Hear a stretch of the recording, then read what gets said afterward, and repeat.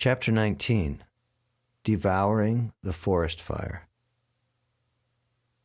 While Krishna and Balaram and their friends were engaged in the pastimes described above, the cows, being unobserved, began to wander off on their own, entering farther and farther into the deepest part of the forest, allured by fresh grasses. The goats, cows, and buffalo traveled from one forest to another and entered the forest known as Ishikatavi. This forest was full of green grass, and therefore they were allured. But when they entered, they saw that there was a forest fire, and they began to cry. On the other side, Balaram and Krishna, along with their friends, could not find their animals, and they became very aggrieved. They began to trace the cows by following their footprints, as well as the path of eaten grass.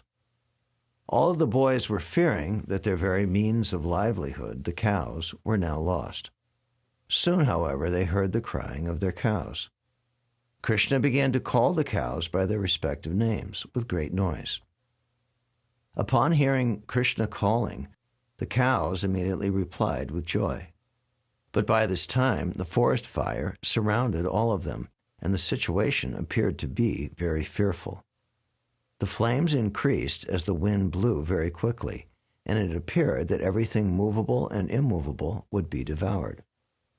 All the cows and the boys became very frightened, and they looked towards Balaram the way a dying man looks at the picture of the Supreme Personality of Godhead. They said, "Dear Krishna and Balaram, we are now burning from the heat of this blazing fire. Let us take shelter of your lotus feet. We know you can protect us from this great danger. Our dear friend Krishna, we are your intimate friends.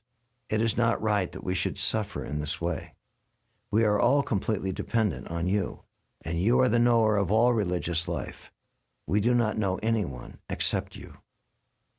The Personality of Godhead heard the appealing voices of his friends, and casting a pleasing glance over them, he began to answer. By speaking through his eyes, he impressed his friends that there was no cause for fear.